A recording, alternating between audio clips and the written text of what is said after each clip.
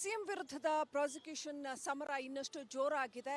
ಇವತ್ತು ಪ್ರತಿಭಟನೆಯ ಕಾವು ಸಾಕಷ್ಟು ಜೋರಾಗಿದೆ. ಕಾಂಗ್ರೆಸ್ ಇವತ್ತು ಎಲ್ಲ ಜಿಲ್ಲೆಗಳಲ್ಲಿ ಪ್ರತಿಭಟನೆಯನ್ನ ಮಾಡುತ್ತೆ. ಹಾಗೇನೆ ಬೆಂಗಳೂರಿನಲ್ಲೂ ಕೂಡ ಕಾಂಗ್ರೆಸ್ ಪ್ರತಿಭಟನೆ ಸಿಕ್ಕಾಪಟ್ಟೆ ಜೋರಾಗಿ ಕಾವಿರುತ್ತೆ. ಫ್ರೀಡಂ ಪಾರ್ಕ್ನಲ್ಲಿ ಕಾಂಗ್ರೆಸ್ನ ಎಲ್ಲ ಶಾಸಕರು, ಸಂಸದರು ಮತ್ತೆ ಸಚಿವರುಗಳು ಕೂಡ ಬಂದು ಪ್ರತಿಭಟನೆಯನ್ನ ಮಾಡ್ತಾರೆ. ಸಾವಿರಾರು ಜನ ಪ್ರತಿಭಟನೆಯಲ್ಲಿ ಭಾಗಿಯಾಗ್ತಾರೆ. ಇದು ಒಂದು ಕಡೆ. ಮತ್ತೊಂದು ಕಡೆ ಬಿಜೆಪಿ ಕೂಡ ಇವತ್ತು ಗಾಂಧಿ ಪ್ರತಿಮೆ ಎದುರು ವಿಧಾನಸೌಧದ ಆವರಣದಲ್ಲಿ ತನ್ನ ಎಲ್ಲ ನಾಯಕರುಗಳ ಜೊತೆ ಹಾಗೂ ಮೈತ್ರಿ ನಾಯಕರುಗಳ ಜೊತೆ ಪ್ರತಿಭಟನೆಯನ್ನ ಮಾಡುತ್ತೆ. ಇದು ಒಂದು ಆಯಾಮದ ಹೋರಾಟ. ಮತ್ತೊಂದು ಆಯಾಮದ ಹೋರಾಟ ಏನು ಅಂತಂದ್ರೆ, ಸಿಎಂ ಸಿದ್ದರಾಮಯ್ಯ ಎಲ್ಲ ಬಗೆಯ ಕಾನೂನು ಹೋರಾಟಕ್ಕೆ ಇವತ್ತು ಸಂಪೂರ್ಣ ತಯಾರಿ ನಡೆಸ್ತಾ ಇದ್ದಾರೆ. ಅವರಿಗೆ ಕೇಂದ್ರದಿಂದ ಬಂದಿರತಕ್ಕಂಥ ಕಾನೂನು ತಂಡ ಸಾಥ್ ಕೊಡಲಿದೆ. ತನ್ಮೂಲಕ ಆನೆ ಬಲ ಬರುತ್ತಾ ಸಿದ್ದರಾಮಯ್ಯನವರಿಗೆ ಅನ್ನುವಂಥದ್ದು ಒಂದು. ಮತ್ತೊಂದು ಕಡೆ ಪ್ರದೀಪ್ ಕುಮಾರ್ ಆಲ್ರೆಡಿ ಕೆವಿಯಟ್ ಹಾಕಿದ್ದಾರೆ ಹೈಕೋರ್ಟ್ ಅಲ್ಲಿ. ಏನಂತಂದ್ರೆ, ಯಾವುದೇ ರೀತಿಯ ಸ್ಟೇ ಕೊಡೋದಕ್ಕೂ ಮುಂಚೆ ತಮ್ಮ ವಾದವನ್ನ ಒಮ್ಮೆ ಕೇಳಬೇಕು, ಅಂದ್ರೆ ದೂರುದಾರರ ವಾದವನ್ನ ಕೋರ್ಟ್ ಆಲಿಸಬೇಕು ಅನ್ನುವಂಥದ್ದು. ಟಿಜಾ ಅಬ್ರಹಂ ಕೂಡ ಎನಿ ಮೊಮೆಂಟ್ ಕೆವಿಯಟ್ ಸಲ್ಲಿಸಬಹುದು, ತಮ್ಮ ವಾದವನ್ನು ಕೂಡ ಕೇಳಬೇಕು ಅಂತ ಹೇಳುವಂಥದ್ದು. ಇನ್ನು ಸಿದ್ದರಾಮಯ್ಯ 22ನೇ ತಾರೀಕು ಶಾಸಕಾಂಗ ಪಕ್ಷದ ಸಭೆ ಕರೆದಿದ್ದಾರೆ. ಅದರಲ್ಲಿ ಏನ್ ಮಾತನಾಡ್ತಾರೆ, ಇನ್ನಷ್ಟು ಸಪೋರ್ಟ್ ಗ್ಯಾದರ್ ಮಾಡುವಂತ ಬಲವನ್ನು ಒಗ್ಗೂಡಿಸಿಕೊಳ್ಳುವಂತ ಕೆಲಸವನ್ನ ಸಿದ್ದರಾಮಯ್ಯ ಮಾಡ್ತಾರ ಅನ್ನುವಂಥದ್ದು. ಮತ್ತೊಂದು ಕಡೆ 23ನೇ ತಾರೀಕು ದೆಹಲಿಗೆ ಹೋಗ್ತಾರೆ ಅಂತ ಹೇಳಲಾಗಿದೆ.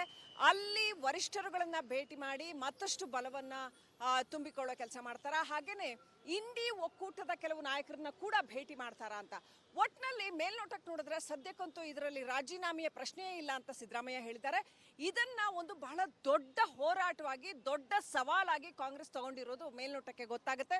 ಜೊತೆಗೆ ಕಾನೂನಾತ್ಮಕವಾಗಿ ಹಾಗೂ ರಾಜಕೀಯವಾಗಿ, ಅಂದ್ರೆ ಬೇರೆ ಬೇರೆ ರಾಜ್ಯಗಳಲ್ಲೂ ಕೂಡ ಇದು ಆಗದೆ ಇರೋ ಹಾಗೆ ನಾವು ಹೋರಾಟ ಮಾಡ್ತೀವಿ ಅಂತ ಸಿದ್ದರಾಮಯ್ಯ ಹೇಳಿದ್ದಾರೆ.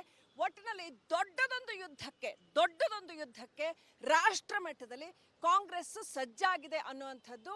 ಕಾಂಗ್ರೆಸ್ ನಾಯಕತ್ವ ಇಂಥದ್ದೊಂದು ತಯಾರಿಯನ್ನ ನಡೆಸಿದೆ, ಒಗ್ಗಟ್ಟಾಗಿ ನಿಂತ್ಕೊಂಡು ಅನ್ನೋಂಥದ್ದು ಮೇಲ್ನೋಟಕ್ಕೆ ಈ ವಿಚಾರದಲ್ಲಿ ಕಂಡು ಬರ್ತಾ ಇದೆ. ಆದ್ರೆ ಕಾನೂನು ಕೋರ್ಟ್ ಏನ್ ಹೇಳುತ್ತೆ, ಮೂಡಾ ಕೇಸಲ್ಲಿ ಬಹಳ ಸ್ಟ್ರಾಂಗ್ ಆದಂತ ಪಾಯಿಂಟ್ಸ್ ಇದ್ದಾವೆ ಸಿದ್ದರಾಮಯ್ಯನವ್ರ ವಿರುದ್ಧ ಅಂತ ಹೇಳಲಾಗಿದೆ. ಕೋರ್ಟ್ ಏನ್ ಹೇಳುತ್ತೆ ಕಾದು ನೋಡ್ಬೇಕಾಗಿದೆ. ವಿಡಿಯೋ ಜರ್ನಲಿಸ್ಟ್ ಲಕ್ಷ್ಮೀಪುತ್ರ ಜೊತೆ ಶ್ರೀಲಕ್ಷ್ಮಿ ರಾಜ್ಕುಮಾರ್, ರಿಪಬ್ಲಿಕ್ ಕನ್ನಡ, ಬೆಂಗಳೂರು. ಸಿಎಂ ವಿರುದ್ಧದ ಪ್ರಾಸಿಕ್ಯೂಷನ್ ಸಮರ ಇನ್ನಷ್ಟು ಜೋರಾಗಿದೆ. ಇವತ್ತು ಪ್ರತಿಭಟನೆಯ ಕಾವು ಸಾಕಷ್ಟು ಜೋರಾಗಿದೆ. ಕಾಂಗ್ರೆಸ್ ಇವತ್ತು ಎಲ್ಲ ಜಿಲ್ಲೆಗಳಲ್ಲಿ ಪ್ರತಿಭಟನೆಯನ್ನ ಮಾಡುತ್ತೆ. ಹಾಗೇನೆ ಬೆಂಗಳೂರಿನಲ್ಲೂ ಕೂಡ ಕಾಂಗ್ರೆಸ್ ಪ್ರತಿಭಟನೆ ಸಿಕ್ಕಾಪಟ್ಟೆ ಜೋರಾಗಿ ಕಾವಿರುತ್ತೆ. ಫ್ರೀಡಂ ಪಾರ್ಕ್ನಲ್ಲಿ ಕಾಂಗ್ರೆಸ್ನ ಎಲ್ಲ ಶಾಸಕರು, ಸಂಸದರು ಮತ್ತೆ ಸಚಿವರುಗಳು ಕೂಡ ಬಂದು ಪ್ರತಿಭಟನೆಯನ್ನ ಮಾಡ್ತಾರೆ. ಸಾವಿರಾರು ಜನ ಪ್ರತಿಭಟನೆಯಲ್ಲಿ ಭಾಗಿಯಾಗ್ತಾರೆ. ಇದು ಒಂದು ಕಡೆ. ಮತ್ತೊಂದು ಕಡೆ ಬಿಜೆಪಿ ಕೂಡ ಇವತ್ತು ಗಾಂಧಿ ಪ್ರತಿಮೆ ಎದುರು ವಿಧಾನಸೌಧದ ಆವರಣದಲ್ಲಿ ತನ್ನ ಎಲ್ಲ ನಾಯಕರುಗಳ ಜೊತೆ ಹಾಗೂ ಮೈತ್ರಿ ನಾಯಕರುಗಳ ಜೊತೆ ಪ್ರತಿಭಟನೆಯನ್ನ ಮಾಡುತ್ತೆ. ಇದು ಒಂದು ಆಯಾಮದ ಹೋರಾಟ. ಮತ್ತೊಂದು ಆಯಾಮದ ಹೋರಾಟ ಏನು ಅಂತಂದ್ರೆ, ಸಿಎಂ ಸಿದ್ದರಾಮಯ್ಯ ಎಲ್ಲ ಬಗೆಯ ಕಾನೂನು ಹೋರಾಟಕ್ಕೆ ಇವತ್ತು ಸಂಪೂರ್ಣ ತಯಾರಿ ನಡೆಸ್ತಾ ಇದ್ದಾರೆ. ಅವರಿಗೆ ಕೇಂದ್ರದಿಂದ ಬಂದಿರತಕ್ಕಂಥ ಕಾನೂನು ತಂಡ ಸಾಥ್ ಕೊಡಲಿದೆ. ತನ್ಮೂಲಕ ಆನೆ ಬಲ ಬರುತ್ತಾ ಸಿದ್ದರಾಮಯ್ಯನವರಿಗೆ ಅನ್ನುವಂಥದ್ದು ಒಂದು. ಮತ್ತೊಂದು ಕಡೆ ಪ್ರದೀಪ್ ಕುಮಾರ್ ಆಲ್ರೆಡಿ ಕೆವಿಯಟ್ ಹಾಕಿದ್ದಾರೆ ಹೈಕೋರ್ಟ್ ಅಲ್ಲಿ. ಏನಂತಂದ್ರೆ, ಯಾವುದೇ ರೀತಿಯ ಸ್ಟೇ ಕೊಡೋದಕ್ಕೂ ಮುಂಚೆ ತಮ್ಮ ವಾದವನ್ನ ಒಮ್ಮೆ ಕೇಳಬೇಕು, ಅಂದ್ರೆ ದೂರುದಾರರ ವಾದವನ್ನ ಕೋರ್ಟ್ ಆಲಿಸಬೇಕು ಅನ್ನುವಂಥದ್ದು. ಟಿಜಾ ಅಬ್ರಹಂ ಕೂಡ ಎನಿ ಮೊಮೆಂಟ್ ಕೆವಿಯಟ್ ಸಲ್ಲಿಸಬಹುದು, ತಮ್ಮ ವಾದವನ್ನು ಕೂಡ ಕೇಳಬೇಕು ಅಂತ ಹೇಳುವಂಥದ್ದು. ಇನ್ನು ಸಿದ್ದರಾಮಯ್ಯ 22ನೇ ತಾರೀಕು ಶಾಸಕಾಂಗ ಪಕ್ಷದ ಸಭೆ ಕರೆದಿದ್ದಾರೆ. ಅದರಲ್ಲಿ ಏನ್ ಮಾತನಾಡ್ತಾರೆ, ಇನ್ನಷ್ಟು ಸಪೋರ್ಟ್ ಗ್ಯಾದರ್ ಮಾಡುವಂತ ಬಲವನ್ನು ಒಗ್ಗೂಡಿಸಿಕೊಳ್ಳುವಂತ ಕೆಲಸವನ್ನ ಸಿದ್ದರಾಮಯ್ಯ ಮಾಡ್ತಾರ ಅನ್ನುವಂಥದ್ದು. ಮತ್ತೊಂದು ಕಡೆ 23ನೇ ತಾರೀಕು ದೆಹಲಿಗೆ ಹೋಗ್ತಾರೆ ಅಂತ ಹೇಳಲಾಗಿದೆ. ಅಲ್ಲಿ ವರಿಷ್ಠರುಗಳನ್ನ ಭೇಟಿ ಮಾಡಿ ಮತ್ತಷ್ಟು ಬಲವನ್ನ ತುಂಬಿಕೊಳ್ಳೋ ಕೆಲಸ ಮಾಡ್ತಾರ. ಹಾಗೇನೆ ಇಂಡಿ ಒಕ್ಕೂಟದ ಕೆಲವು ನಾಯಕರನ್ನ ಕೂಡ ಭೇಟಿ ಮಾಡ್ತಾರ ಅಂತ. ಒಟ್ನಲ್ಲಿ ಮೇಲ್ನೋಟಕ್ಕೆ ನೋಡಿದ್ರೆ ಸದ್ಯಕ್ಕಂತೂ ಇದರಲ್ಲಿ ರಾಜೀನಾಮೆಯ ಪ್ರಶ್ನೆಯೇ ಇಲ್ಲ ಅಂತ ಸಿದ್ದರಾಮಯ್ಯ ಹೇಳಿದ್ದಾರೆ. ಇದನ್ನ ಒಂದು ಬಹಳ ದೊಡ್ಡ ಹೋರಾಟವಾಗಿ, ದೊಡ್ಡ ಸವಾಲಾಗಿ ಕಾಂಗ್ರೆಸ್ ತಗೊಂಡಿರೋದು ಮೇಲ್ನೋಟಕ್ಕೆ ಗೊತ್ತಾಗುತ್ತೆ. ಜೊತೆಗೆ ಕಾನೂನಾತ್ಮಕವಾಗಿ ಹಾಗೂ ರಾಜಕೀಯವಾಗಿ, ಅಂದ್ರೆ ಬೇರೆ ಬೇರೆ ರಾಜ್ಯಗಳಲ್ಲೂ ಕೂಡ ಇದು ಆಗದೆ ಇರೋ ಹಾಗೆ ನಾವು ಹೋರಾಟ ಮಾಡ್ತೀವಿ ಅಂತ ಸಿದ್ದರಾಮಯ್ಯ ಹೇಳಿದ್ದಾರೆ. ಒಟ್ಟಿನಲ್ಲಿ ದೊಡ್ಡದೊಂದು ಯುದ್ಧಕ್ಕೆ ರಾಷ್ಟ್ರ ಮಟ್ಟದಲ್ಲಿ ಕಾಂಗ್ರೆಸ್ ಸಜ್ಜಾಗಿದೆ ಅನ್ನುವಂಥದ್ದು. ಕಾಂಗ್ರೆಸ್ ನಾಯಕತ್ವ ಇಂಥದ್ದೊಂದು ತಯಾರಿಯನ್ನ ನಡೆಸಿದೆ, ಒಗ್ಗಟ್ಟಾಗಿ ನಿಂತ್ಕೊಂಡು ಅನ್ನೋಂಥದ್ದು ಮೇಲ್ನೋಟಕ್ಕೆ ಈ ವಿಚಾರದಲ್ಲಿ ಕಂಡು ಬರ್ತಾ ಇದೆ. ಆದ್ರೆ ಕಾನೂನು ಕೋರ್ಟ್ ಏನ್ ಹೇಳುತ್ತೆ, ಮೂಡಾ ಕೇಸಲ್ಲಿ ಬಹಳ ಸ್ಟ್ರಾಂಗ್ ಆದಂತ ಪಾಯಿಂಟ್ಸ್ ಇದ್ದಾವೆ ಸಿದ್ದರಾಮಯ್ಯನವ್ರ ವಿರುದ್ಧ ಅಂತ ಹೇಳಲಾಗಿದೆ. ಕೋರ್ಟ್ ಏನ್ ಹೇಳುತ್ತೆ ಕಾದು ನೋಡ್ಬೇಕಾಗಿದೆ. ವಿಡಿಯೋ ಜರ್ನಲಿಸ್ಟ್ ಲಕ್ಷ್ಮೀಪುತ್ರ ಜೊತೆ ಶ್ರೀಲಕ್ಷ್ಮಿ ರಾಜ್ಕುಮಾರ್, ರಿಪಬ್ಲಿಕ್ ಕನ್ನಡ, ಬೆಂಗಳೂರು. ಸಿಎಂ ವಿರುದ್ಧದ ಪ್ರಾಸಿಕ್ಯೂಷನ್ ಸಮರ ಇನ್ನಷ್ಟು ಜೋರಾಗಿದೆ. ಇವತ್ತು ಪ್ರತಿಭಟನೆಯ ಕಾವು ಸಾಕಷ್ಟು ಜೋರಾಗಿದೆ. ಕಾಂಗ್ರೆಸ್ ಇವತ್ತು ಎಲ್ಲ ಜಿಲ್ಲೆಗಳಲ್ಲಿ ಪ್ರತಿಭಟನೆಯನ್ನ ಮಾಡುತ್ತೆ.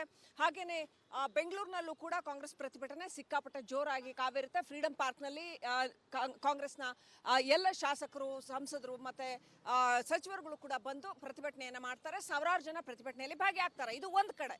ಮತ್ತೊಂದು ಕಡೆ ಬಿಜೆಪಿ ಕೂಡ ಇವತ್ತು ಗಾಂಧಿ ಪ್ರತಿಮೆ ಎದುರು ವಿಧಾನಸೌಧದ ಆವರಣದಲ್ಲಿ ತನ್ನ ಎಲ್ಲ ನಾಯಕರುಗಳ ಜೊತೆ ಹಾಗೂ ಮೈತ್ರಿ ನಾಯಕರುಗಳ ಜೊತೆ ಪ್ರತಿಭಟನೆಯನ್ನ ಮಾಡುತ್ತೆ. ಇದು ಒಂದು ಆಯಾಮದ ಹೋರಾಟ.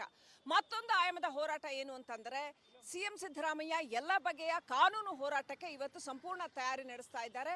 ಅವರಿಗೆ ಕೇಂದ್ರದಿಂದ ಬಂದಿರತಕ್ಕಂಥ ಕಾನೂನು ತಂಡ ಸಾಥ್ ಕೊಡಲಿದೆ. ತನ್ಮೂಲಕ ಆನೆ ಬಲ ಬರುತ್ತಾ ಸಿದ್ದರಾಮಯ್ಯನವರಿಗೆ ಅನ್ನುವಂಥದ್ದು ಒಂದು. ಮತ್ತೊಂದು ಕಡೆ ಪ್ರದೀಪ್ ಕುಮಾರ್ ಆಲ್ರೆಡಿ ಕೆವಿಯಟ್ ಹಾಕಿದ್ದಾರೆ ಹೈಕೋರ್ಟ್ ಅಲ್ಲಿ. ಏನಂತಂದ್ರೆ ಯಾವುದೇ ರೀತಿಯ ಸ್ಟೇ ಕೊಡೋದಕ್ಕೂ ಮುಂಚೆ ತಮ್ಮ ವಾದವನ್ನ ಒಮ್ಮೆ ಕೇಳಬೇಕು, ಅಂದ್ರೆ ದೂರುದಾರರ ವಾದವನ್ನ ಕೋರ್ಟ್ ಆಲಿಸಬೇಕು ಅನ್ನುವಂಥದ್ದು. ಟಿಜಾ ಅಬ್ರಹಂ ಕೂಡ ಎನಿ ಮೊಮೆಂಟ್ ಕೆವಿಯಟ್ ಸಲ್ಲಿಸಬಹುದು, ತಮ್ಮ ವಾದವನ್ನು ಕೂಡ ಕೇಳಬೇಕು ಅಂತ ಹೇಳುವಂಥದ್ದು. ಇನ್ನು ಸಿದ್ದರಾಮಯ್ಯ 22ನೇ ತಾರೀಕು ಶಾಸಕಾಂಗ ಪಕ್ಷದ ಸಭೆ ಕರೆದಿದ್ದಾರೆ. ಅದರಲ್ಲಿ ಏನ್ ಮಾತನಾಡ್ತಾರೆ, ಇನ್ನಷ್ಟು ಸಪೋರ್ಟ್ ಗ್ಯಾದರ್ ಮಾಡುವಂತ ಬಲವನ್ನು ಒಗ್ಗೂಡಿಸಿಕೊಳ್ಳುವಂತ ಕೆಲಸವನ್ನ ಸಿದ್ದರಾಮಯ್ಯ ಮಾಡ್ತಾರ ಅನ್ನುವಂಥದ್ದು. ಮತ್ತೊಂದು ಕಡೆ 23ನೇ ತಾರೀಕು ದೆಹಲಿಗೆ ಹೋಗ್ತಾರೆ ಅಂತ ಹೇಳಲಾಗಿದೆ. ಅಲ್ಲಿ ವರಿಷ್ಠರುಗಳನ್ನ ಭೇಟಿ ಮಾಡಿ ಮತ್ತಷ್ಟು ಬಲವನ್ನ ತುಂಬಿಕೊಳ್ಳೋ ಕೆಲಸ ಮಾಡ್ತಾರ. ಹಾಗೇನೆ ಇಂಡಿ ಒಕ್ಕೂಟದ ಕೆಲವು ನಾಯಕರನ್ನ ಕೂಡ ಭೇಟಿ ಮಾಡ್ತಾರ ಅಂತ. ಒಟ್ನಲ್ಲಿ ಮೇಲ್ನೋಟಕ್ಕೆ ನೋಡಿದ್ರೆ ಸದ್ಯಕ್ಕಂತೂ ಇದರಲ್ಲಿ ರಾಜೀನಾಮೆಯ ಪ್ರಶ್ನೆಯೇ ಇಲ್ಲ ಅಂತ ಸಿದ್ದರಾಮಯ್ಯ ಹೇಳಿದ್ದಾರೆ. ಇದನ್ನ ಒಂದು ಬಹಳ ದೊಡ್ಡ ಹೋರಾಟವಾಗಿ, ದೊಡ್ಡ ಸವಾಲಾಗಿ ಕಾಂಗ್ರೆಸ್ ತಗೊಂಡಿರೋದು ಮೇಲ್ನೋಟಕ್ಕೆ ಗೊತ್ತಾಗುತ್ತೆ. ಜೊತೆಗೆ ಕಾನೂನಾತ್ಮಕವಾಗಿ ಹಾಗೂ ರಾಜಕೀಯವಾಗಿ, ಅಂದ್ರೆ ಬೇರೆ ಬೇರೆ ರಾಜ್ಯಗಳಲ್ಲೂ ಕೂಡ ಇದು ಆಗದೆ ಇರೋ ಹಾಗೆ ನಾವು ಹೋರಾಟ ಮಾಡ್ತೀವಿ ಅಂತ ಸಿದ್ದರಾಮಯ್ಯ ಹೇಳಿದ್ದಾರೆ. ಒಟ್ಟಿನಲ್ಲಿ ದೊಡ್ಡದೊಂದು ಯುದ್ಧಕ್ಕೆ ರಾಷ್ಟ್ರ ಮಟ್ಟದಲ್ಲಿ ಕಾಂಗ್ರೆಸ್ ಸಜ್ಜಾಗಿದೆ ಅನ್ನುವಂಥದ್ದು.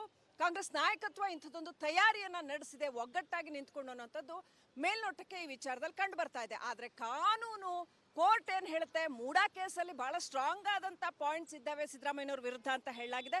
ಕೋರ್ಟ್ ಏನ್ ಹೇಳುತ್ತೆ ಕಾದು ನೋಡ್ಬೇಕಾಗಿದೆ.